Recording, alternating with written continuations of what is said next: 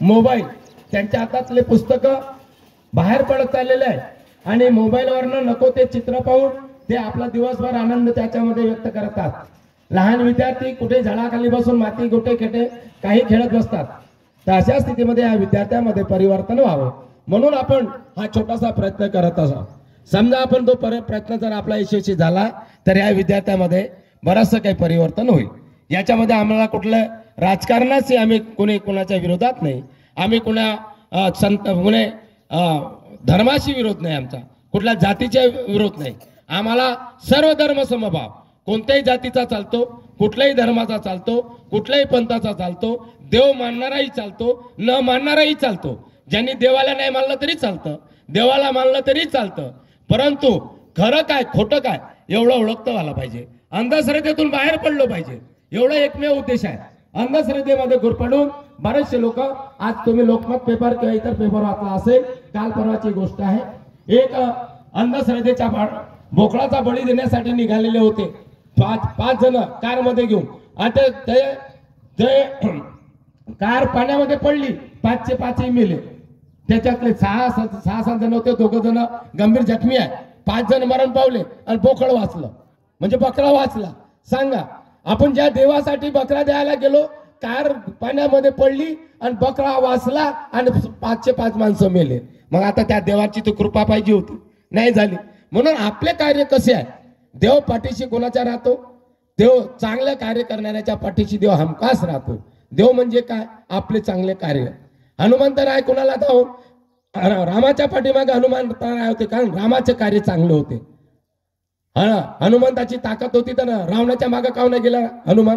नाही, हनुमानजी रावणाच्या मागे यासाठी नाही गेले की त्याचे विचार आचार चांगले नव्हते, तोच बलाढ्य होता, रामापेक्षा बलाढ्य रावण होता, परंतु त्या रामाला विजय प्राप्त झाला पण रावणाला पराजय झाला, कारण रावणाचे विचार चांगले नव्हते, रावणाची वागण्याची भूमिका चांगली नव्हती।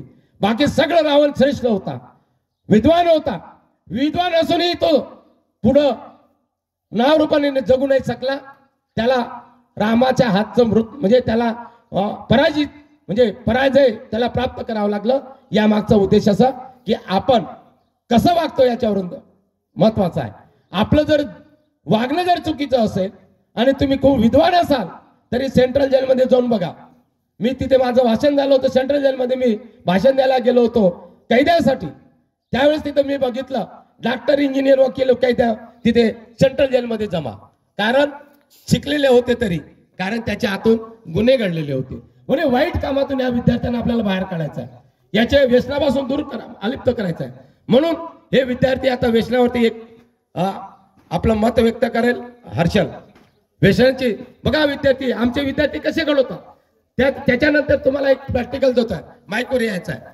हा विद्यार्थी नाव सांगायचं, वर्ग सांगायचा, व्यसनाचे दुष्परिणाम सांगायचे, हा विद्यार्थी सांगेल। इथला कोणताही विद्यार्थी घ्या, सगळे विद्यार्थी बोलते झालेले आहेत। किंमत होत नाही, खऱ्याची किंमत होत नाही, परंतु किंमत त्या व्यक्तीची नाही झाली तरी चालते। धनगराला हिरा गवसला ओळख नाही त्याला, धनगराला हिरा गवसला ओळख नाही त्याला, हार मेंढीच्या गळ्याला। 1-1 लाख रुपये देऊन तुम्ही प्रवचन कीर्तनकार घेऊन येता, काय सांगतो टाळ वाजले डोळ्याच्या, जे आम्ही सांगतो त्याच्या पलीकडे काही नाही सांगू शकत, तरी पण आम्ही त्यांची एवढी किंमत करतो आणि काय घेतो आमच्या पदरात? शून्य, अर्धशून्य।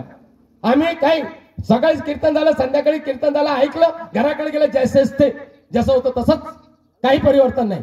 परिवर्तन जिथे आहे ते कार्य महत्वाचं। इथे कोणी दान नाही करणार, कोणी या विद्यार्थ्याला पाणी नाही पाजणार, कोणी या विद्यार्थ्याला खाऊ नाही घालणार, परंतु त्याला लाखो रुपये खर्च करतील की ज्याच्याने परिवर्तन नाहीये।